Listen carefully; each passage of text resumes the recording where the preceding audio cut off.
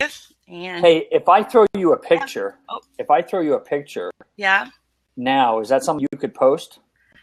sure, Because I want to see if maybe. I don't know if I took a picture of it, because we started tomato plants in that dome the Wow. second Saturday in March, and they're doing wonderful. But anyway, you go ahead and That's start cool. us off, and if I can find it, I'll Okay. forward it over to you. Okay. Okay.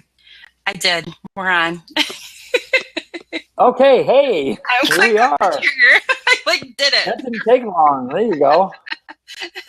So yeah, thank you for joining us. If you're watching us live, I'm Bren and Bren of BrenHaas.com, and this is Scott. Scott's going to be like my co-host tonight, right? Yep. Yep. I'm excited. It's Gotta good. grow it. GottaGrowit.com. Gotta grow it. Yes. What have you been up to, Scott? Oh man, I'm growing. I mean, it's here we are now, the other side of the middle of April. I don't know where the last 5-6 weeks have gone, but I've been growing since February. Of course, we're doing stuff in the dome and in the high tunnel. Yeah. But I've been growing some stuff now in my garden. I've got radishes in my garden outside. I've got spinach, kale, beets. All of my garlic, every single garlic clove that I planted last fall is up. They're like 6 inches up, and it looks so good. I love it when the garlic breaks the ground. I gotta figure out how you harvest that. How do you know when garlic's done? That's a good question. Kind of when the leaves fall over. Because with the garlic, you can't leave it in there too long. I mean, the soil's going to be nice and cool, and it'll be fine. And when those leaves kind of fall over, you're ready to kind of get in there and dig them out. You want to let them cure for a little bit. Okay. Put them in the garage or something like that, and let them sit, for a week or something like that, where it's a little, in the shade, cool. And then you're ready to have fun with garlic. Sounds good. Yeah, it's kind of, I don't know if you struggle with balancing both your garden lives now that the weather's turning nice. I'm kind of having a hard time with that. We've got the beautiful dome. Yes. And then I've got my outside garden, and it's like. Yeah, it's sort of like, it is sort of like running a marathon. And sometimes you're running uphill. But, the hope is you're going to crest that hill. Then you get to coast for a little bit. I've got all my beds tilled. I need to do some of the supplementing in some of those beds when I'm ready to plant. Maybe in another, I'll plant a bunch more stuff in about another 4 weeks. And of course, I'll keep my eye on the weather to see if I'm going to throw the dice there. But yeah, it is hard to balance. But for me, it really comes in spurts. So the early part of the season, there's a lot of work to do. I've got my grow light system going. I've got all these tomato plants. You should see these tomato plants, but I got to get them in bigger pots now. Yeah. Because they're still in their little seedling pot. So they're probably, they're a good maybe 5-6 inches high. They're healthy. Yeah. They're strong main stem, but it takes a lot of work. I got to just stop to get those things, transplanted into pots and then let them continue to grow for the next month. But little breaks in between, when things are kind of on coasting and you say, whew, but I know exactly what you're saying. Right. So have you been spending a lot of time over at the dome? Yeah. So more so lately now that, we really want to get things really going in there. Hey, there's some of the pictures. Yes. So that's last fall, by the way, that picture right there. Right. And those big green things that you see on my left, I think it's my left. I don't know what you're seeing on your computer, but anyway, those are tomato plants. One that's really tall that went up I think almost 12 feet. So we're going to go for the record this year. We're going to shoot for getting some tomato plants up maybe 14, 15 feet. But we have a good start. Let me put it that way, because we planted tomato plants in the dome already. So yeah, I've been over there. You should see the strawberry plants that are growing in that dome. There are strawberries absolutely everywhere. I'm hoping another week or so we'll be picking them. But yeah, I've been over there planting all kinds of stuff. So I've been busy. Plus, I'm doing a high tunnel, and I'm busy there too. Oh my gosh! Wow. and then we'll get ready here in the next month or so to get this giving garden that I help to manage. That's a 4,000 square foot garden, and so there's a lot of work to do there as well. So it's exciting. but I plan to lose about 8 to 10 pounds by September. No, typically I do in the summer. That's just nonstop. That's the great thing about gardening. It really is great exercise. Yes, it is. It is. Yeah. If I can stay away from like the ice cream and nacho chips and stuff. It's okay to do that in the summer. You're going to burn it off. For me, it's when October and November shows up. And I'm apple pie. Apple pie, yes, all that good stuff, comfort food. So I have to show you something crazy. I finally got my winter shot. Look at that. But guess what? It was April. Oh, that was like a week ago, right? Yes, it was. Roughly. Look at how beautiful that is. Look at the sky. Look at all that snow. Wow. Was it a wet, heavy snow? Yes. Yeah. Which unfortunately more cleanup because we lost a few really big branches off of some good trees. Oh, you did. Yeah. My smoke tree and of course, or smoke tree, cloud tree. People call it different. You know what I'm talking about. And the Cleveland pear, of course, those usually get hit. I think I saw that picture. Now that you're saying it, I think you posted it either Twitter or Facebook or something, and I saw that. Like, ooh. Yeah. A lot of work. Yeah, that's the problem with spring growth because the trees are now, the water's running through the trees now, and they're much more tender. Right. It's easy for those branches to drop. Right. Oh, that makes sense. I didn't know that's what made them more acceptable to the breakage. Yeah, I think so. Yeah. Yeah, that makes sense. Yep. But so I've kind of things for me in the dome have kind of slowed down. Well, kind of. It's still going great. Yeah. What do you have in there? It's kind of rough right now. I mean, not rough. It's the big thing is there's a lot of things we need to add to it. Like the ventilation and, if I get back there in time, which I do, I try to get back there before 10 and open the door. Yes. Because if you don't, oh my word, don't tell Clint the other day. If you don't open the door, it's certainly going to heat up in there. There's no doubt about it. Yep. It was 140. Yeah. When I went out there at noon the other day, I forgot to just, get out there. The sun was out. It was like 60 something outdoors. And oh my word, but it's like a weird heat. It wasn't. There's a humidity certainly to it as well. So I'll tell you what I've been doing, and I've been doing this with the high tunnel. And the high tunnel heats up very similarly in the way that the dome does. Okay. I watch those evening temperatures, and if it's above freezing, last week I was like 3 or 4 straight days. I left the door open 24/7. Really? Yep. We got broccoli growing in there. We got sweet snap peas. We got spinach and lettuces. We have green beans, stuff like that. And I've left the door open. Now, if I know it's going to get below 32, which those days are starting to run out. Yeah. That's less and less as we get into May. So that way I don't have to try to beat the clock to get out there. Yeah. But I think you've noticed once you do open the door, it's going to exhaust. It'll get all that stuff out of there. Real quick. But yeah. But my tropicals that are out there are loving it. There's a bunch of new growth on the peppers. They are.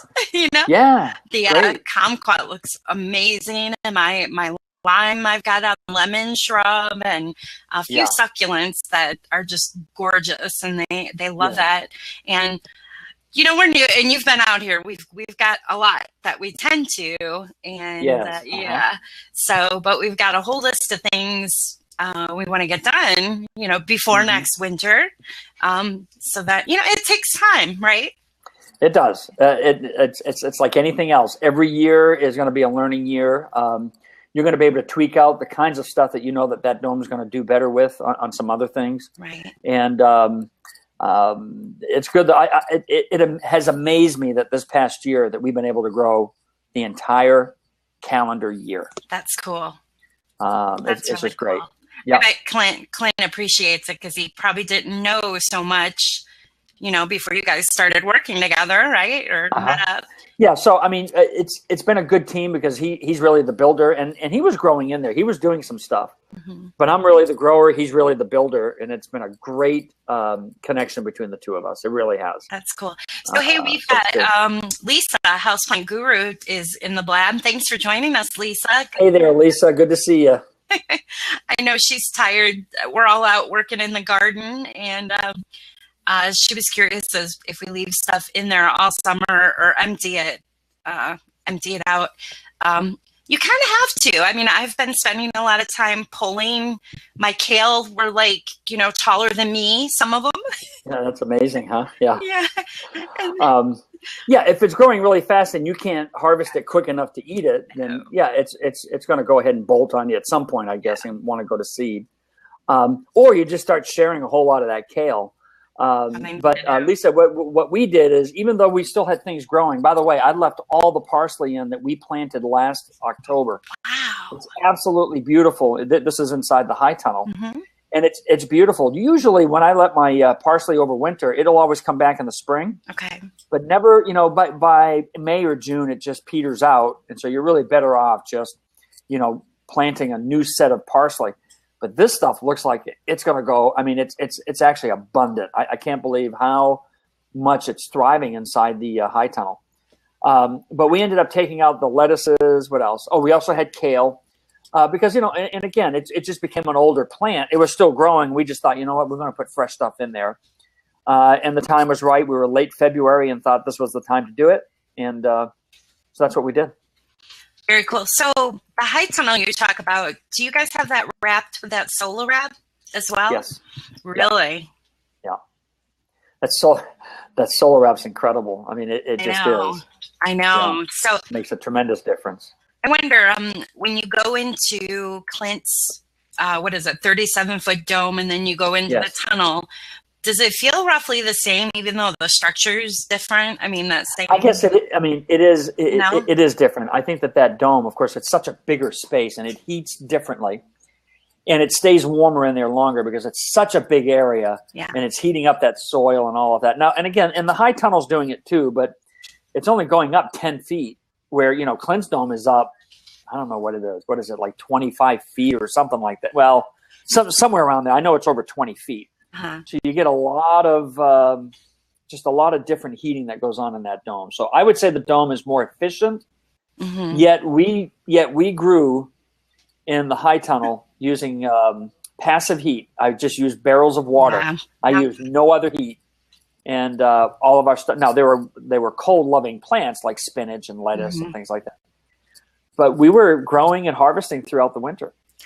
That's the one thing I will definitely do different last year. I kind of, I panicked when we had such a beautiful winter. We really did. It was like just around the 30s. And then all of a sudden, we got like -10 for almost a week. And remember, I kind of panicked. Oh, yeah. We put a heater in there, and I put a floor heat, electric heater thing in there. And I, what? I don't think I needed it if you plant correctly. Yes. I'm definitely going to change that next year, Yeah. I would still, even on those bitter nights, if I had access to the heat, I probably would have put something in there because I was nervous too. Like, ooh, I mean, there were some nights, I mean, the wind chills were like 30 below zero. We were below zero on the still temperature. And I thought everything has died. And I went in there the next day amazed. Then nothing was touched. I was just like, wow. Now, when you get that strong, or you get those cold temperatures for a week, things sort of, the plants are not really thriving. They're not really growing, but they're not dead. They're still green. They just hang on until it gets a little warmer again, and then they start growing again. It's just tremendous. But I would still, as a backup, if I had a electric supply out there, but I wouldn't put the temperature on 50. I would put that temperature on 40 or something just to keep it above. Just to keep it above freezing. And I think we had it a little too warm. It was so beautiful in there. I didn't want to lose it, Yes. I got to tell you, this picture you have right now with the dark sky, the night sky, and the dome lit up, it's one of my favorite pictures. It really is. It's a great. It's like a Van Gogh. Yeah. It's fun to, have that at your home and just be able to walk out and, be able to go in this warm area. Even tonight, I mean, it's kind of humid in there, but it's so peaceful. Of course, I have the woods around me, so you can hear all the different birds still and stuff like that. So, That's great. I put a link to the solar wrap. I'm going to blame the conditions on that for the most part, maybe, kind of. Right. condition for what now? Well, like, you know how I spoke the other day, it was 140 in there. And Lisa had asked in the chat room if everything was, did anything survive? And actually, it was kind of funny. Everything was fine. I mean, even the kale plants, the lettuce, I mean, it looked a little tired, but if I were to have those temperatures in my conventional greenhouse, no way. It would have fried them. And Clint's been saying that all along and saying there's something about how it heats up, but how the sun, is coming through, but it's not a direct hit. And I think that's what the difference is. If you've got 140 degrees and you've got sun going through a panel and it's a direct hit, you're going to fry those plants. Yeah. So there is something unique about, how that solar wrap works. It's still good to open that door, though. You really don't want to go 140 degrees every day. No, that was an accident. So it's about opening up that door, and you can remove panels too. The thing is, you're in a strange time because of the spring. You can get some nights that the temperatures can still drop, as you just showed me these pictures from a week ago with that snow. Yeah. There's really about a good month or so, maybe a couple of months. You got to be disciplined enough to keep that door open, and then at some point, once you get deep into the season, you can remove panels and just leave them off. Okay. So, throughout the summer, because it's obviously going to get even warmer in the summer, and you just remove the panels, which, Clint, because of the size of his dome, he has panels that you can manually open. And so that's great. So it's venting all the time. Right. And then with the high tunnel, we actually can roll up the sides. The way that it's built, you can roll the sides up, so you keep it vented throughout the entire season. That's cool. That was a smart idea. Yeah. I'd love to visit a large greenhouse, like a grower, using that solar wrap, just to see and hear from them, like what they experience. I guess they do that in Germany. I don't know if there's any in the United States like that. I don't know. Do you remember Clint?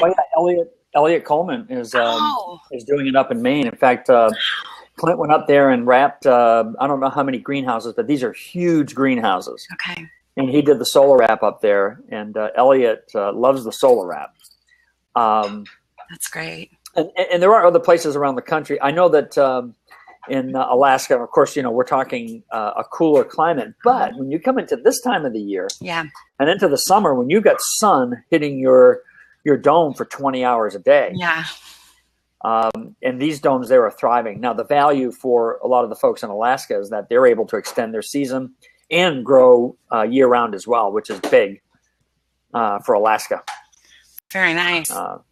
Very cool. So, that's really exciting. Holy cow.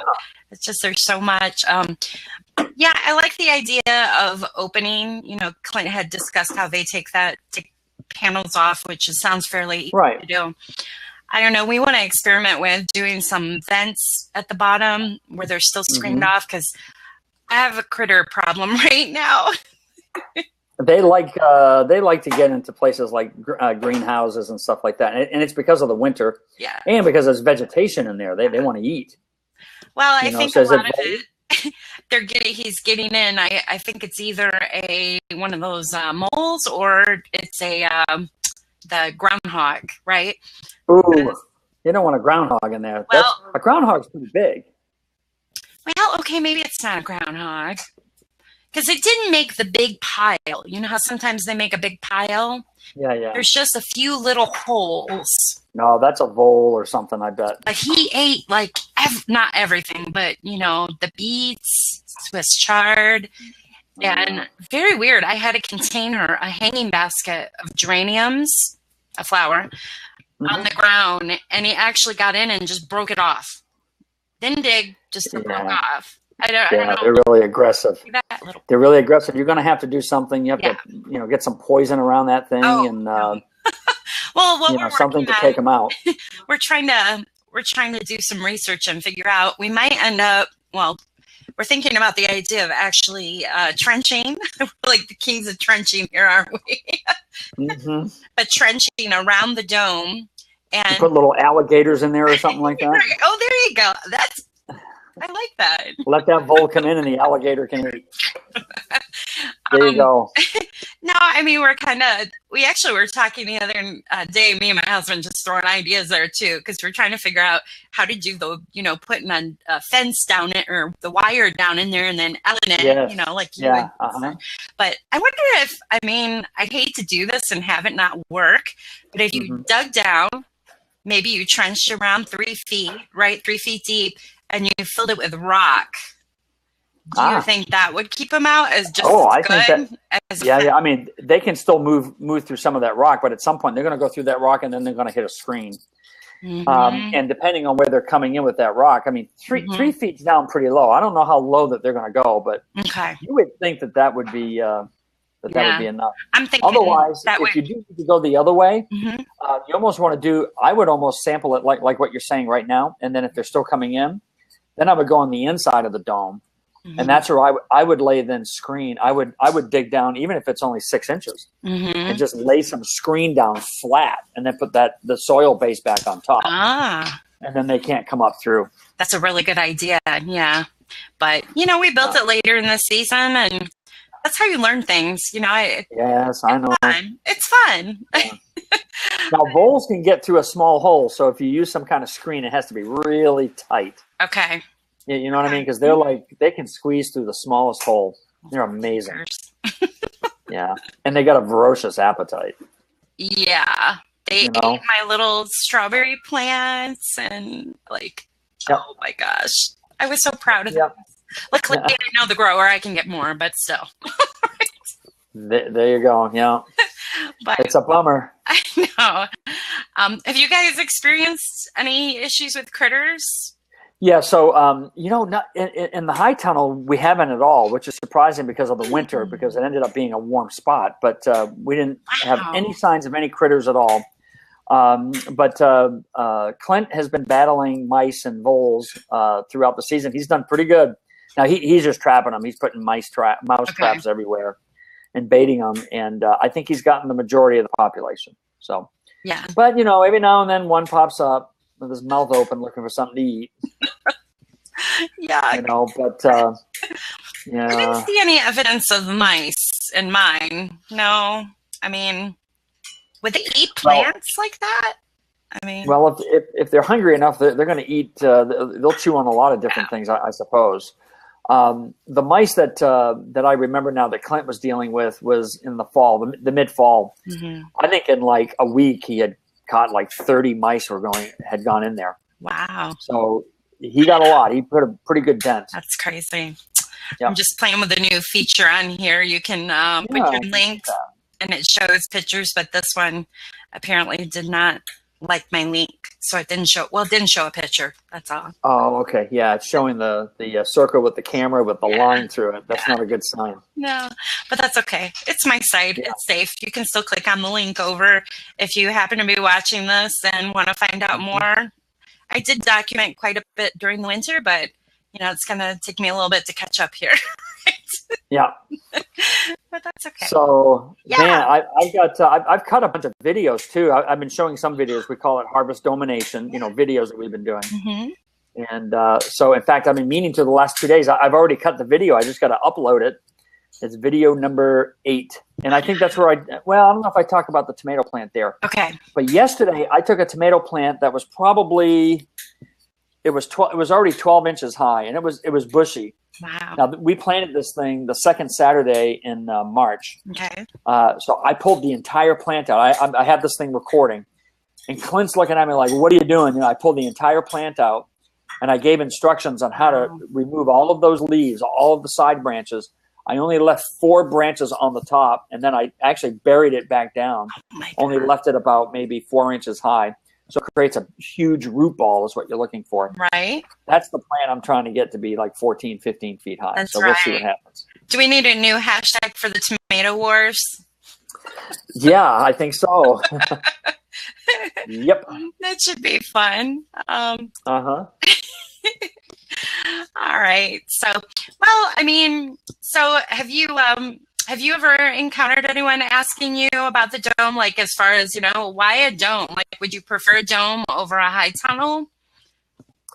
Yeah. So I think the dome is more efficient, with what it does for heating it up and so on.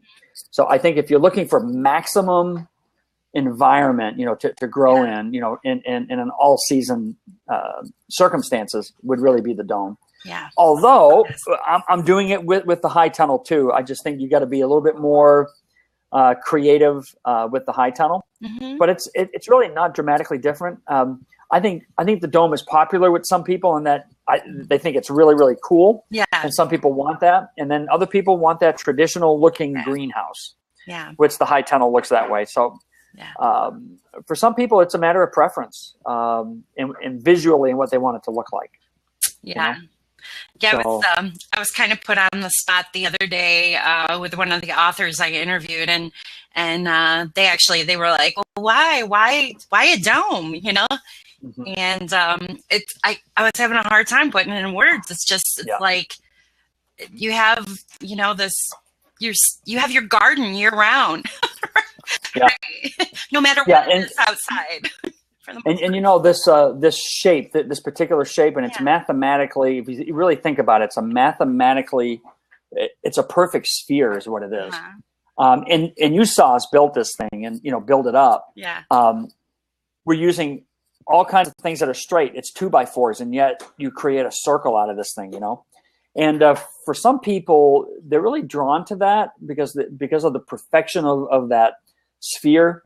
When you get into the center of the dome, I don't know if you've witnessed this on yours, and it may have more to do with height, but in Clint's dome, you get into the center of the dome. Yeah. And the quality of your voice changes. You can hear it. Yeah. It's really, really interesting. And so some people are really drawn to that as well, that they like to be in an environment that's just different than anywhere else. And the dome can do that for you. It's a peaceful place to be. It is. I mean, the circle is a peaceful place to be. There's something about that. That's cute.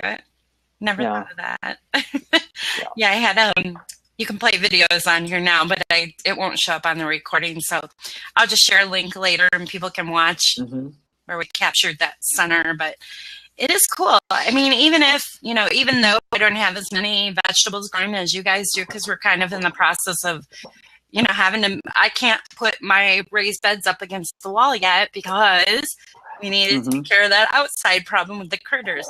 But right. I imagine if you lived in town and you had a structure like this, the critters might not be so much of an issue like what we have, right? I mean, yeah, but you should still be able to battle those critters if they're not coming in your dome when you start planting your garden. I mean, they're looking for food, so they're gonna go wherever they need to go. Yeah.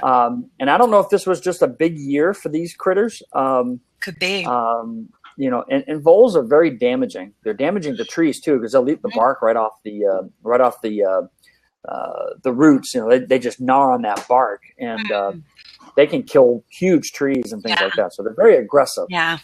So. I don't really know exactly what it is. I'll keep looking for evidence. Of course, the boys want to set a have a heart or something, and I'm just like, well, if you get one, though, we're just going to keep coming back. So let's just wait and fix this so they can't get in. Right? Yes. Yep. I don't know. Let them go to your neighbor's house and go gnaw on their stuff. I know. I'm sure. Right? How's that for having a heart? Here, I'll just let them go to the neighbor's house and eat all his stuff. Well, you can't. I live out in the woods. You can't catch everything, And true. Are they good for anything? The voles? Voles? They love to eat roots and all that. I don't know. They eat worms. That's not good. Do they eat grubs though? Maybe, but I'd rather deal with the grubs. Right. You know what I mean? Because they're so aggressive. Yeah. And I can appreciate, some people that really are hesitant. Well, I don't want to just take these things out. But when it's nuisance, when it becomes a problem that you can't grow your stuff, and I don't know about you, I mean, as much as I love to see things grow, I want to eat the healthiest food that I can eat as well. And so if I say, well, gee, I can't take those little critters out, and then I'm going to the grocery store, well, I guarantee you what they're doing. They're taking anything that comes in their way. So I'm like, I still want my own stuff. I think it makes sense that if you can prevent them from coming in, by all means. But you know, if you can't grow anymore, you got to do something. Yeah, that's true. Yeah. We'll get there. Yeah. So hopefully you do. Hopefully you figure that out, because you're losing some great really good growth time. Early growing time that, I mean, I want to be picking tomatoes the first week of June. You know what I mean? So yeah, I do have some still under my, I still got my LED lights. They're getting pretty big. A few of them get a little lanky, right? Yeah. I probably could put them out there, just lift them up, maybe, because nothing's getting in the things that are up higher. Yeah, I could totally or even hang them if you can get them in a pot. Just hang them or something. You could do that for now. Never thought of that with the tomatoes. I guess you could. Yeah. Yeah. Well, it'll be interesting to see what you and Andy do with the with the screen or the rocks or whatever around that dome. Hopefully, you can keep those things from coming in. Right. And really get to growing. Yeah. Because that growing environment is just great. It is. And like I said, the things we do have out there look amazing. I mean, literally, I walk in and it's summer. So very cool. Well, I wish we had some questions on here. I see there were a few people looking in, and that's okay. We're having fun. That's good. We're talking gardening, man. Of course it's fun. I know, because really, I mean, the things that we're sharing from the dome, a lot of this, I mean, you could totally use this out in your garden now. It's the same thing for the most part, right? Mm-hmm. Yep. Yeah. I mean, and again, the advantage is that you get to do it earlier. And it's a more controlled environment, although you're having issues with those voles. But, I don't know that I've ever seen a vole in my area. They're certainly here. I guess they are, but I haven't had those issues, and I feel very fortunate. I've had a groundhog issue in the past, and but yeah. That would be bad. Those are big. You're right. You would know too, because it would leave a big. A mound. Yeah, exactly. And they'll tear up your lawns as well. Now that you're mentioning it, I think they do eat the grubs. That's part of why they're drawn to lawns, because a lot of grubs a lot of times. And they'll tear up a lawn. Okay.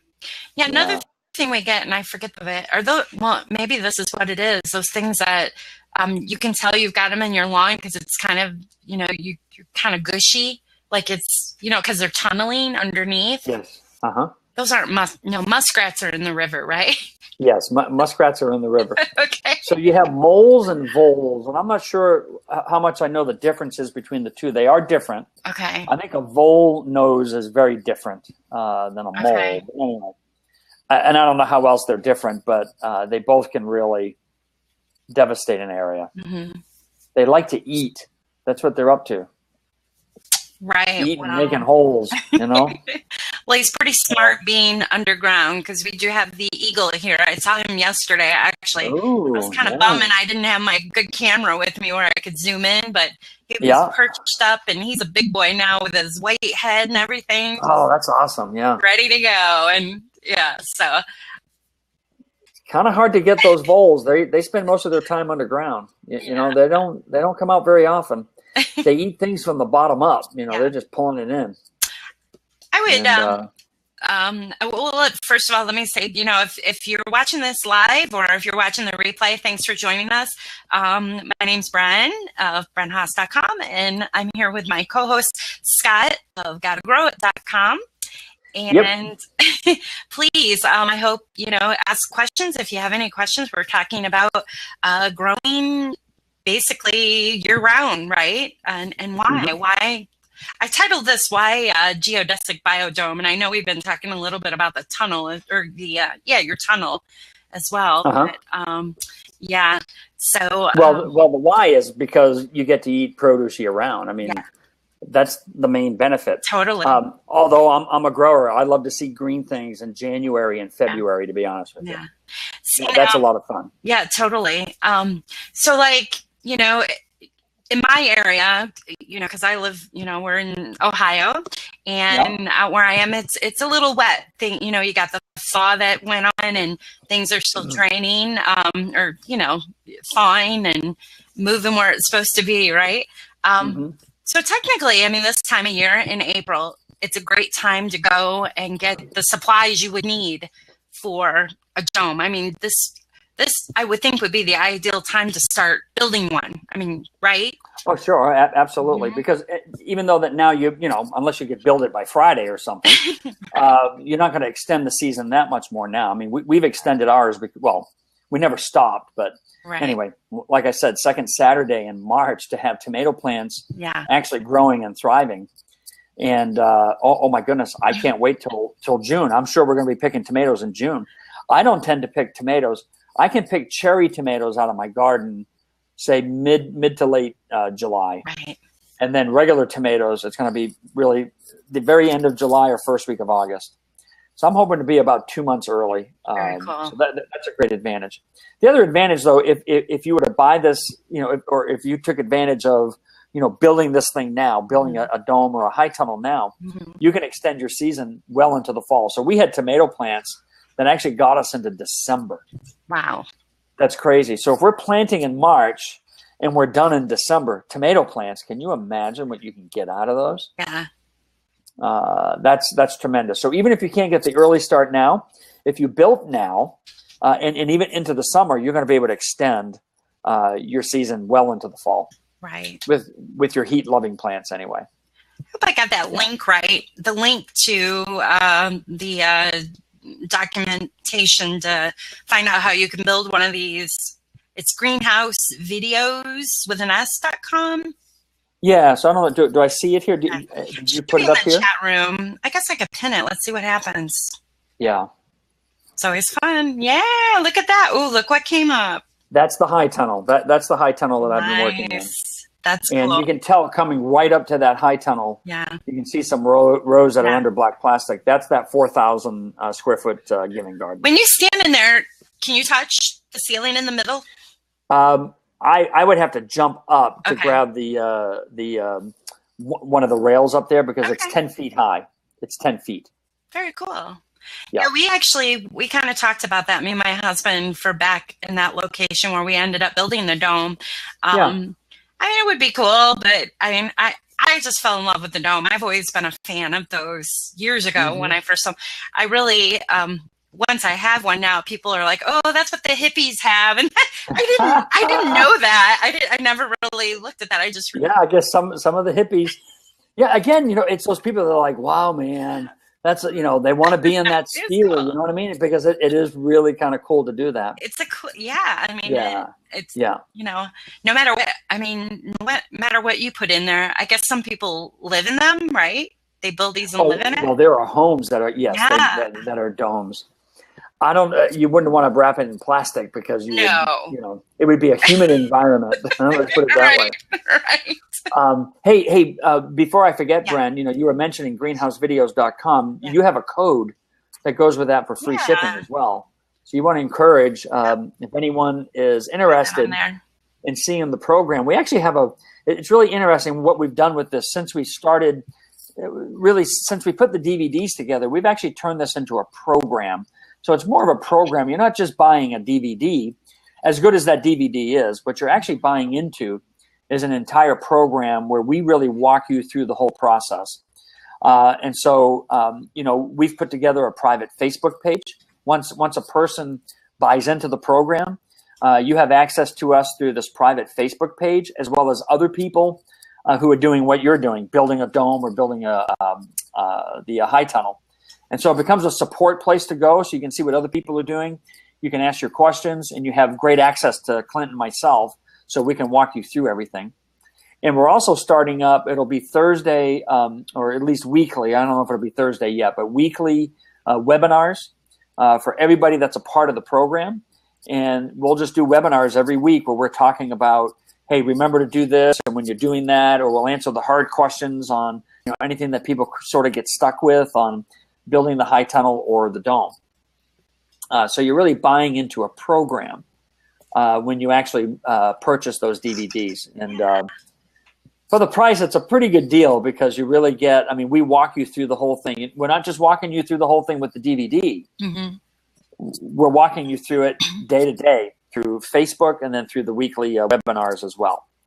And so we're excited about that. It's really a no-brainer. If you're really interested in having your own and think, would I really be able to build this? We're going to walk you through the whole thing. you really, really can build it. Yeah, it was fun. No doubt about it. Yeah. It still is fun. The journey continues. Yes, that's right.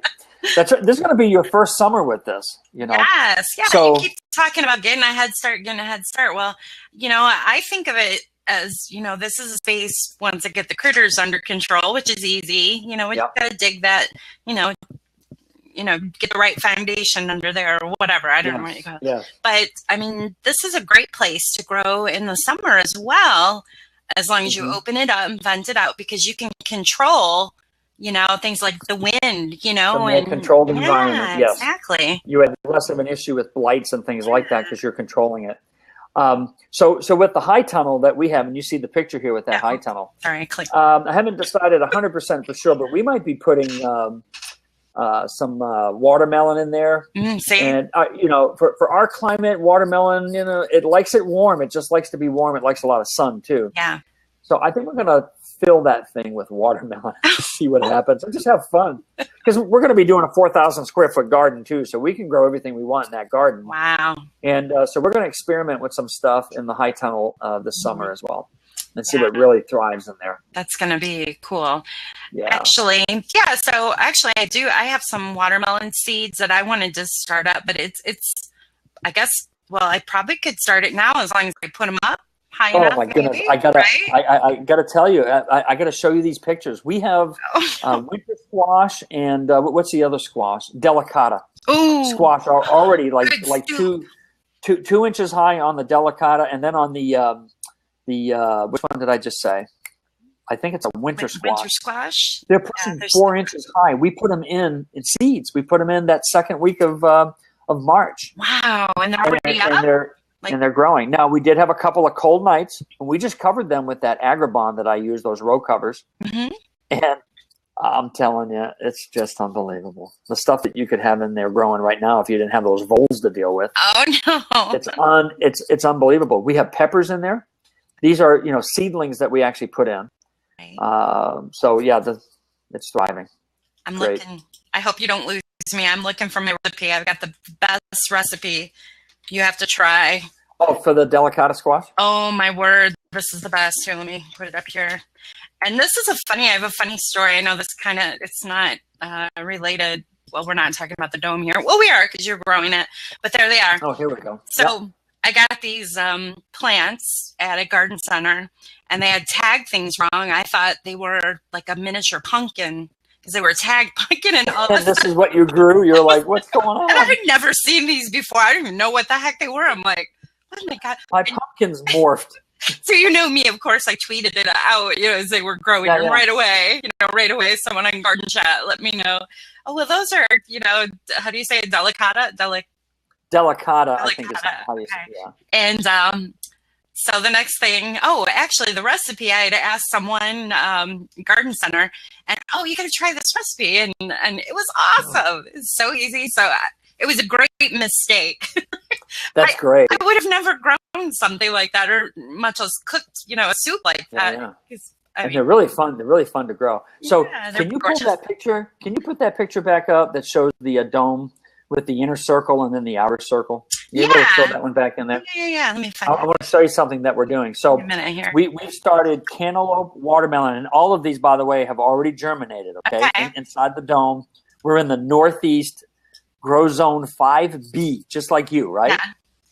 We're in the middle of April. Okay, so you see that there's the middle circle, and then if you look where the solar wrap is, there's another bed there. That's an aquaponics bed. Those are all little pebbles, okay? Wow. So what we did is we have, in certain spots, we've actually planted, say, like watermelon on both beds. We put a clump of watermelon in the aquaponics, and then a clump in that middle circle with the soil.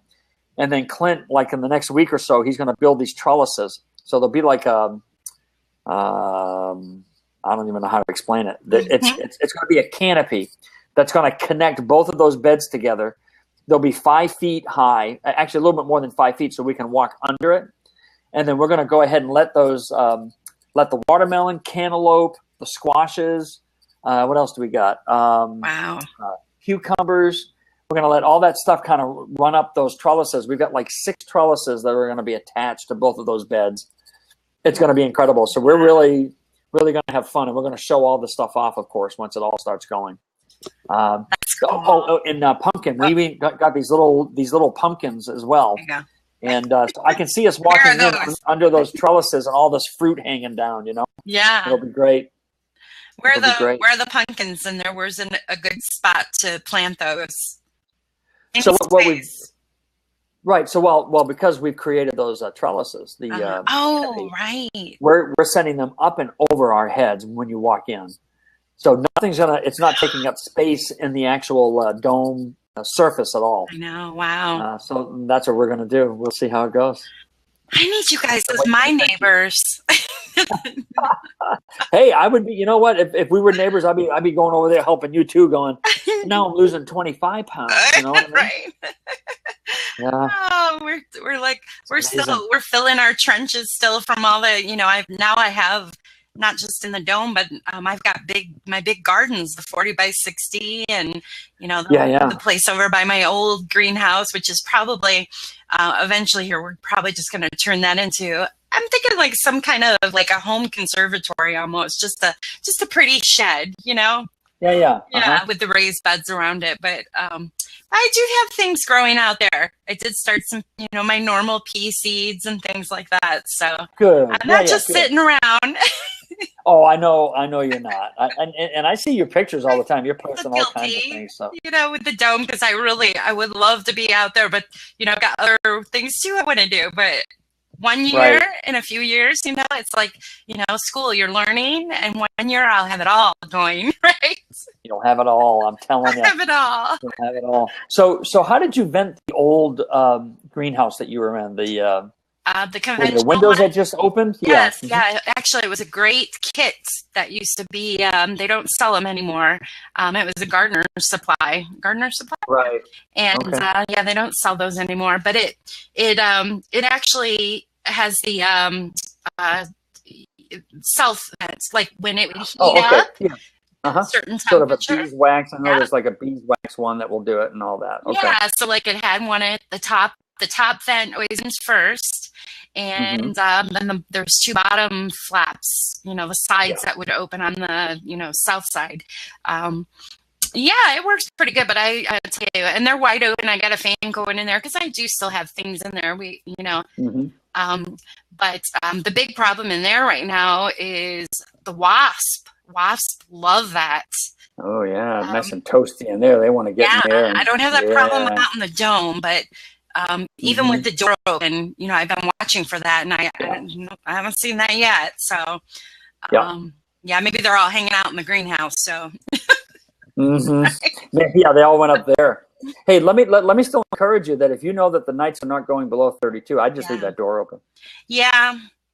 I mean, I get, sometimes I hear raccoons back there. I don't know if they may just go in and when they go in. Yeah, because they sometimes like to dig in my containers on the patio and stuff. See, so that was kind of my mind. See, you're out on the edge of all those cornfields, man. You got everything that likes to eat food is out there. I know. I wish the corn would get growing. They'd be there and not in my dang dome, right? That's right. They're going, man, there's food over here. I think that might be it. Right. You know what I mean? Yeah, the raccoons too, huh? Yeah, raccoons love corn. I lost a bunch of corn a couple of years ago with raccoons. So you got to protect the corn. So see now in the summer in my my home garden area where I have planted, I do more the gem corn and the popcorn. I have not, knock on wood, had a problem with the raccoons. Haven't had an issue, huh? No, I think they're busy out in the big fields, maybe, right? Yeah, I guess you're right. Although, I only planted 2 years ago. What did I do? Maybe 180 stalks of corn. Wow. And I'm telling you, I probably only harvested on 40 stalks. Yeah. They just, they were devastating to the corn. They just kept, they found it and they just kept coming at it night after night after night. Right. And they get it just before it's ripe. They just, so it's not like you can pick it and bring it in the house and wait 3 more days. You have to let it ripen before you can pick it. Yeah. Well, thank goodness for farmers. So if the raccoons get it, you always have that, right? That's right. That's right. All right. Well, we should sign off here. This has been good. This has been fun, as always. And I'm looking forward to the webinars and all that stuff. That'd be fun. And yes, hopefully we can meet back up again and share some more. Maybe, I don't know, maybe we can do this next Tuesday if we keep it out. Yeah, sure. Yeah. I think we got to go for it. So, hey, what's your what's that code again? So it's just Bren. It's Bren. So that's right. It says BREN. You put in that code at greenhousevideos.com and you get free shipping. Right there. That's what it is. All right, Bren. It's always good to see you. Thank you. Be well. All right. All right. I'm signing.